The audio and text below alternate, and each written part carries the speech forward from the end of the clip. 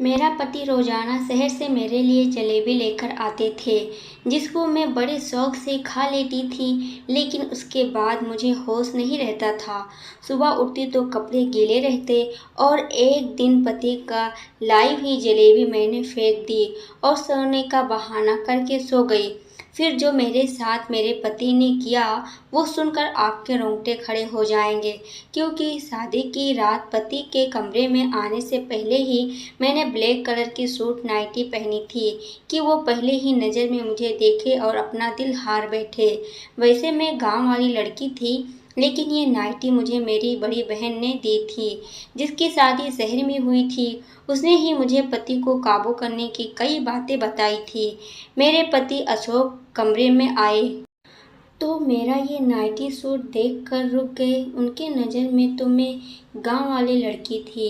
अशोक के सामने नाइटी पहनकर मुझे शर्म तो बहुत आ रही थी, लेकिन अब वो मेरे पति थे और मुझे उनका दिल जीतना था। मैंने हमेशा शादी को लेकर बहुत ख्वाब बुने थे और आज की रात का न जाने कितनी बार सोचा था। मिलन की घड़ी जब सामने आई तो मेरा दिल बुरी तरह धड़क रहा था। अशोक मेरे करीब आए और मोहब्बत से मेरा हाथ थाम के कहने लगे कि तुम बहुत ही सुंदर हो। अशोक की ये शब्द ने मुझे नई जिंदगी दे दी थी और मैं खुद को हवाओं में महसूस कर रही थी। अशोक ने अपनी जेब में हाथ डाला तो मुझे लगा कि वो मुझे मुंह दिखाई का गिफ्ट देंगे, लेकिन अशोक ने जेब से हाथ निकाला तो मैं हैरान रह गई। उनके हाथ में जलेबी का थैला था और अशोक ने खुद ही वो थैला खोला और कहने लगी कि शादी की रात सबसे पहले मैं तुम्हें अपने हाथ से ही मीठा खिलाऊंगा। अशोक की बात सुनकर मेरे ओठों पर मुस्कुराहट आ गई। कह रहे थे कि मेरे लिए खासकर शहर से जलेबी बनवा कर लाए हैं। अशोक ने मोहब्बत भरे अंदाज से वो जलेबी मेरे मुंह में डाली तो मैंने भी खुशी खुशी खा ली। वो बहुत ही स्वादिष्ट थी। अशोक मेरी आंखों में आंखें डालकर मुझसे मोहब्बत भरी बातें करने लगे और मैंने न जाने कैसे नींद में खोने लगी। थोड़ी देर बाद मुझे कुछ होश ही न रहा। सुबह के वक्त मेरी आँख खुली तो घड़ी में पूरे 10 बज रहे थे। मेरे कपड़े गीले थे। मैं हैरान थी कि इस रात का इंतजार मैंने एक एक पल गिन कर गुजारा था। उस रात में मैं कैसे सो गई। फिर मुझे अशोक का ख्याल आया। न जाने वो मेरे बारे में क्या सोच रहे होंगे। कपड़े कैसे गीले हो गए थे। अशोक कमरे में नहीं थे। मैंने तुरंत ही अपने कपड़े बदले और नहा धोकर तैयार हो गई। मैं अपने बालों को सुलझा रही थी कि अशोक कमरे में आए। उनका मूड बहुत ज़्यादा बिगड़ा हुआ था। कोई बात नहीं की। मैंने उनसे बात करने की कोशिश की तो पूरी तरह गुस्सा हो चुके थे और ये बात मेरे लिए बर्दाश्त से बाहर था। मैंने सोच लिया था कि किसी न किसी तरह मैं अशोक को मना कर रहूँगी। अशोक के जाने के बाद मेरी सास कमरे में आई तो मेरी आंखों में आंसू देखकर हैरानी से पूछने लगी कि क्या हुआ बहू। मैंने उन्हें बता दिया कि मैंने अशोक को नाराज कर दिया है। वो कहने लगी कि मैं अभी अशोक से बात करती हूँ, लेकिन मैंने हाथ पकड़कर अपनी सास को रोक लिया। उनसे कहा कि वो अशोक से कोई बात ना करे, वरना हमसे और नाराज हो जाएंगे। मेरी बात सुनकर वो खामोश हो गई और बोली, छोटी छोटी बातों को दिल पर ना लगाओ। कुछ दिन अशोक के साथ रहोगी तो तुम उसकी आदत को अच्छी तरह समझ जाओगी। मैं उनकी बात सुनकर खुश हो गई थी। मैं अपने माँ बाप की लाडली होने के साथ साथ अपनी सास की भी बहुत लाडली थी। हालांकि बचपन से ही ख्वाहिश थी कि मेरी शादी उनके बेटे अशोक से ही हो। और जैसे ही मैं 15 साल की हुई तो वो मुझसे मिलने के लिए आई थी और जाते जाते मेरा मुंह मीठा करवा कर चली गई। मैं बहुत खुश थी क्योंकि वो मुझसे बहुत प्यार करती थी और इसीलिए मेरे माँ बाप को भी इस रिश्ते पर कोई एतराज़ नहीं था। अशोक की शहर में अच्छी नौकरी थी। वो सुबह सवेरे शहर के लिए निकल जाता और रात को ही घर लौटता। उसकी कमाई से ही मेरी सास ने गांव में एक बड़ा सा घर बनवा लिया था। बहुत सालों से मेरी और अशोक की मुलाकात नहीं हुई थी क्योंकि वो ज़्यादा वक्त शहर में गुजारता था। घर लौटता तो हमारे गांव आने का उसके पास वक्त भी नहीं रहता था। लेकिन रिश्ता होने के बावजूद भी हमारे गांव मुझसे मिलने के लिए नहीं आया। इसी बात को लेकर मेरे दिल में अजीब सवाल उठने लगे थे। एक दिन मैंने अपनी सास से पूछा, क्योंकि मेरी सास मेरी माँ की सहेली थी तो मैं उनसे बिल्कुल शर्माती नहीं थी। एक दिन वो मिलने के लिए हमारे गांव आई तो मैंने बातों बातों में ही ये पूछा कि अशोक हमारे गांव क्यों नहीं आते। मेरी माँ के कान में ये बात पड़ी तो मम्मी ने मुझे एक थप्पड़ मारा और बोली, तुम्हें कहने में शर्म नहीं आती, अपने होने वाले पति के बारे में ऐसी बातें पूछते हैं। मैं बिलख कर रह गई थी। मेरी सास मुस्कुराते हुए कहने लगी कि क्यों नहीं, जैसे ही अशोक को वक्त मिलेगा जरूर आएगा। जब से उसे शहर की हवा लगी है वो बहुत ही कम बात करता है। अब पहले की तरह नहीं है, बल्कि गंभीर हो गया है। उनकी बात सुनकर मम्मी कहने लगी, जब लड़कों पर जिम्मेदारियां बढ़ती है तो इसी तरह गंभीर हो जाते हैं। एक मेरी बेटी को ही अकल नहीं आ रही है, मुंह उठाकर जो चाहे पूछ लेती है। मम्मी ने गुस्से में एक नज़र मेरे तरफ किया तो मैं वहाँ से उठकर अपने कमरे में आ गई। उनके जाने के बाद भी मम्मी ने मुझे हजारों बातें सुनाई। मम्मी पता नहीं क्या कुछ कह रही थी, मैं तो अपने ही ख्यालों में मगन थी। मैं ये सोच कर खुश थी कि मेरा होने वाला पति भी हीरो की तरह शहरी बन गया है। मुझे शुरू से ही शहर में रहने का बड़ा शौक था। उन्होंने शादी के लिए 1 साल का वक्त दिया था और 1 साल का वक्त बस अपने बोलने में ही निकाल दी। लेकिन मुझे क्या खबर थी, एक दिन मेरे सारे सपने मिट्टी का ढेर बन जाएंगे। कुछ दिन के बाद मेरी और अशोक की शादी बहुत सारे रस्मों रिवाज के साथ धूमधाम से हुई थी। मैं अशोक के साथ विदा होकर उनके गांव चली आई थी। मेरी सास ने बहुत ही खुशी से वेलकम किया था। लेकिन शादी की रात सोने की वजह से अशोक बहुत ज़्यादा गुस्सा थे और पूरा दिन उनसे मुझसे कोई बात नहीं की। मैं सारा दिन बिना पानी की मछली की तरह उसके आगे पीछे तड़पती रही, लेकिन उसने एक नज़र भी मुझ पर न डाला। सारा वक्त घर की छत पर गुजारे और गांव में औरत को छत पर जाना मना होता है, इसलिए मैं उसके पीछे भी न जा सकी। रात के वक्त अशोक खुद ही कमरे में आया। मेरी आंखें रो रो कर सूज चुकी थी। वो मेरे पास बैठकर कहने लगा कि मुझे माफ़ कर दो, मैं गुस्से में आ गया था। मैं तुम्हारे पास बैठा था और तुम इस कदर गहरी नींद सो गई थी कि मेरे उठाने पर भी ना उठी, इसलिए मैं गुस्सा हो गया था। मुझे पता था कि गलती मेरी है, इसलिए मैंने अशोक से खुद ही माफ़ी मांगी और कहा कि आगे मैं शिकायत का कोई मौका नहीं दूंगी। वो खुश हो गया और मेरे लंबे बालों की तारीफ करने लगे। मैं सोचने लगी, अशोक सारा दिन इस कदर नाराज होने के बाद अचानक उनका अंदाज इतना अच्छा कैसे हो गया था। अशोक ने एक बार फिर जलेबी निकाली और अपने हाथ से मेरे मुंह में डालकर कहने लगा कि जलेबी खाने से ओठ रेड हो जाते हैं, तुम्हारा खूबसूरत ओठ और खूबसूरत हो जाएंगे। उनकी बातों में मोहब्बत की इस कदर मिठास थी कि मैं शर्मा गई। अशोक मेरे हाथ पकड़े और कुछ कह रहे थे, लेकिन मुझे कुछ होश ही न रहा और थोड़ी ही देर के बाद मैं दुनिया से दूर हो चुकी थी। एक बार फिर मेरी आँख खुली तो सुबह के 11 बज रहे थे। मेरे होश उड़ गए थे। मैं जान गई थी कि अशोक एक बार फिर गुस्सा हो चुका होगा।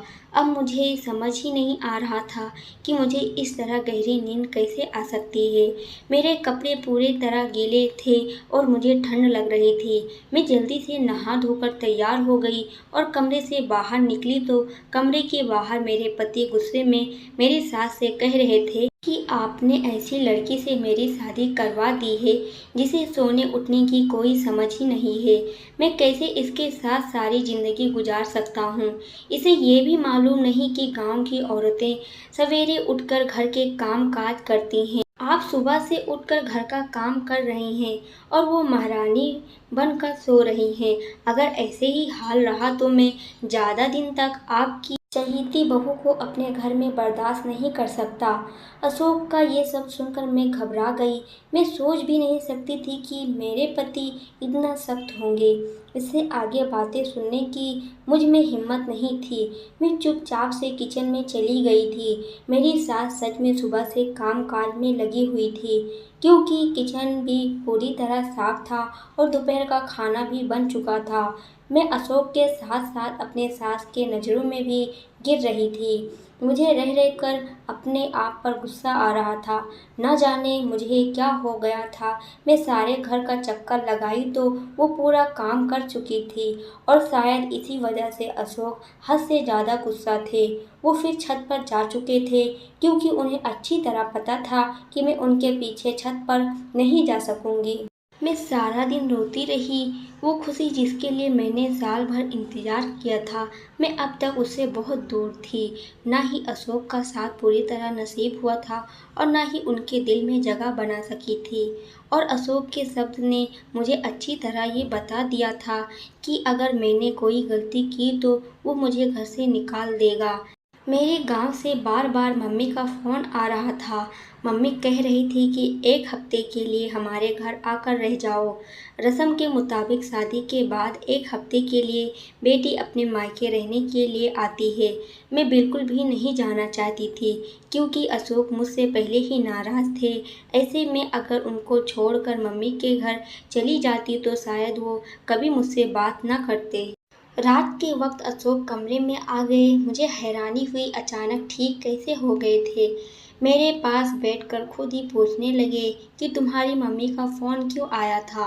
मैंने सारी बात बता दी तो कहने लगे कि अच्छी बात है, तुम चली जाओ, वरना मम्मी कहने लगेंगी कि मैंने मना किया है। कल से मेरी नौकरी भी शुरू हो रही है। मैं भी सुबह सवेरे शहर जाऊंगा तो रात को ही घर वापस लौटूंगा। तुम 1 हफ्ता वहाँ गुजार कर आ जाओ और मम्मी को भी अपने साथ ले जाओ।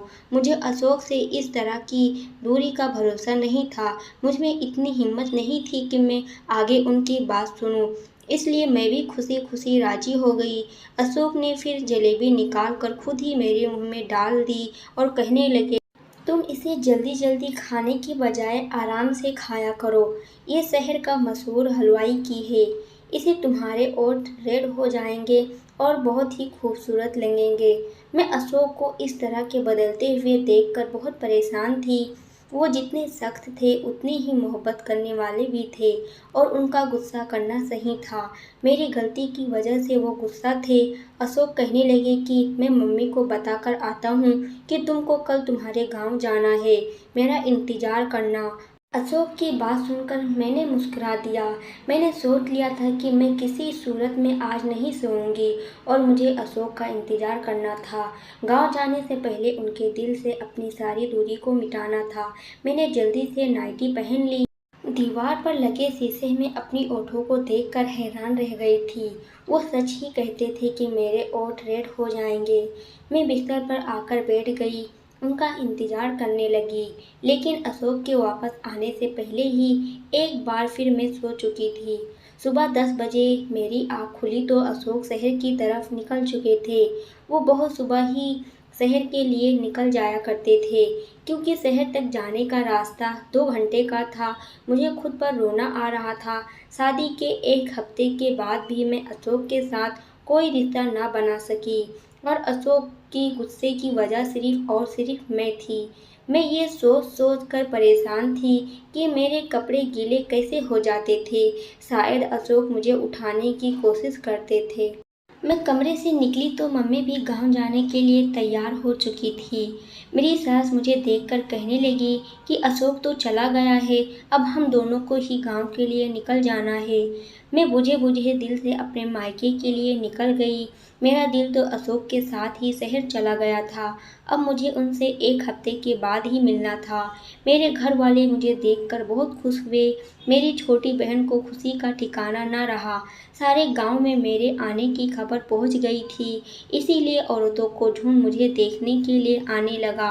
पड़ोसन वाली मौसी की बेटी सुनीता की शादी थी।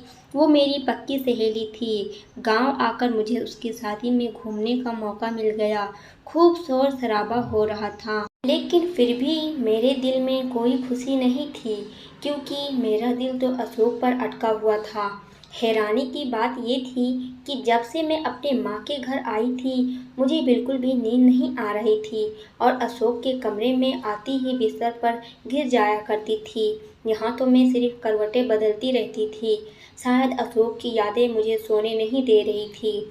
महीने की रात ही पड़ोसन मौसी की बहन का बेटा राहुल शहर से शादी में घूमने के लिए आया था। वो बचपन से ही गांव आता जाता रहता था।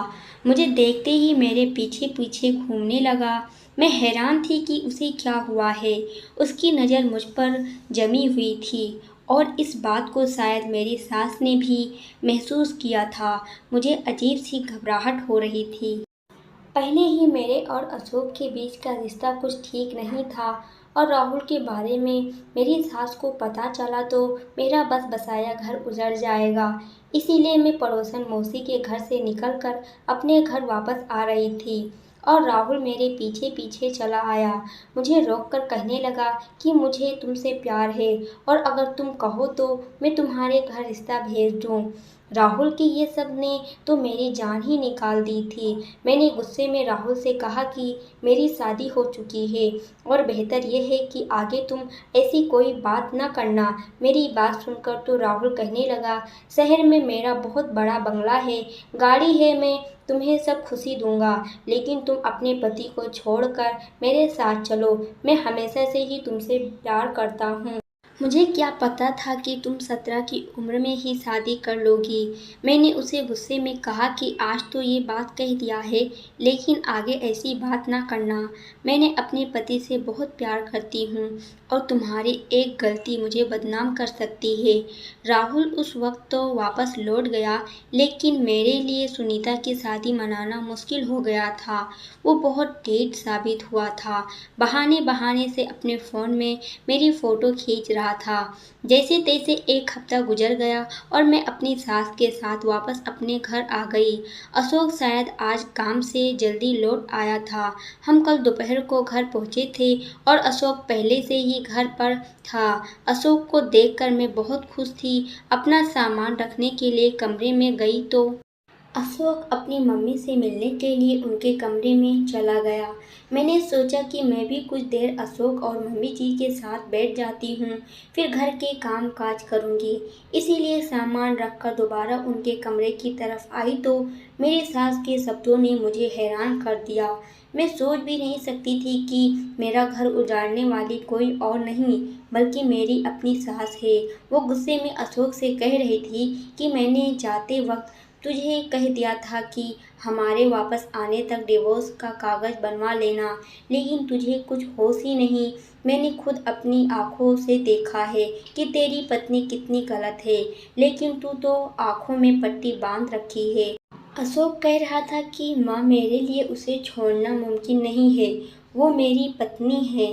मैं उससे प्यार करता हूँ, उसमें हजार गलती सही है, लेकिन मैं उसे कभी ज़िंदगी से अलग नहीं कर सकता।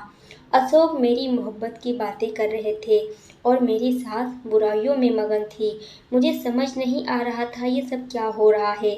मेरी सास मुझे इतनी चाव से ब्याह कर लाई थी, तो मुझे डिवोर्स क्यों दिलवाना चाहती थी। और अशोक जो मुझे बहुत ही सख्त लगते थे, वो कितने प्यार से बात कर रहे थे और मेरी खातिर अपनी माँ से लड़ रहे थे। मेरा दिल पूरी तरह उलझ चुका था। रात को जब अशोक कमरे में आए तो मेरा बिल्कुल भी जलेबी खाने का दिल नहीं था। मैंने जलेबी का थैला उनके हाथ से ले लिया। जबकि मम्मी उनको किसी काम से आवाज़ देने लगी तो वो कमरे से निकल कर चले गए। मैं चुपके से थैले को एक कोने में छुपा कर रख दिया कि मुझे नींद नहीं आएगी और मैंने आंखें बंद की थी। जब अशोक कमरे में वापस आए तो मेरी जान निकल गई। जो कुछ मैंने देखा, मुझे अपनी आंखों पर यकीन नहीं हुआ। अशोक ने जग भर का पानी मेरे ऊपर डाल दिया था। मैं आंखें नहीं खोली। आज मैं दूध का दूध और पानी का पानी करना चाहती थी। अशोक किसी को आवाज़ देकर कहने लगे कि अंदर आ जाओ, ये पूरी तरह बेहोश हो चुकी है। थोड़ी देर में एक खूबसूरत लड़की मेरे कमरे में चली आई। वो मेरे बिस्तर पर अशोक के साथ बैठ गई और वो दोनों जिस तरह एक साथ थे, मेरी जान निकल गई। इससे ज़्यादा मुझ में बर्दाश्त की हिम्मत नहीं थी। ठंडे पानी से मेरा शरीर काँप रहा था। मैं उठकर बैठ गई। मुझे जागता देखकर उन दोनों की आंखें हैरत से फटी की फटी रह गई। मैंने अशोक की तरफ घूर कर देखा। उस वक्त मैं इतना गुस्से में थी कि मुझे अशोक से डर भी नहीं लग रहा था। मैंने अशोक से कहा कि मुझे सच सच बताओ, ये लड़की कौन है। जलेबी में ऐसा क्या था जो मैं अपनी होश खो बैठती थी। तुमने ये सब क्यों किया है और मुझे इतना बड़ा धोखा क्यों दे रहे हो? मैं सवाल पर सवाल पूछती चली गई और मेरे अंदर एक तूफान उठा था। अशोक सर झुकाए कहने लगा कि ये लड़की उनकी पत्नी है और उससे शादी करके 2 दिन पहले ही गांव में आए थे। वो कभी मुझसे शादी नहीं करना चाहते थे, लेकिन उनकी मम्मी ज़बरदस्ती उनका रिश्ता मुझसे तय कर दिया। पत्नी का नाम सुनकर मेरे तो पैरों तले जमीन निकल गई। अशोक कह रहे थे हमारी शादी रोकने के लिए। 2 दिन पहले वो इस सोच कर शिखा से शादी कर कर आ गए कि जब वो शिखा को बहू बनाकर इस घर में लाएंगे तो उनकी मम्मी मुझसे शादी नहीं कराएंगी। लेकिन उनकी मम्मी ने उनकी एक ना सुनी और उन्होंने अशोक पर दबाव डाला कि वो शिखा को तलाक दे दे।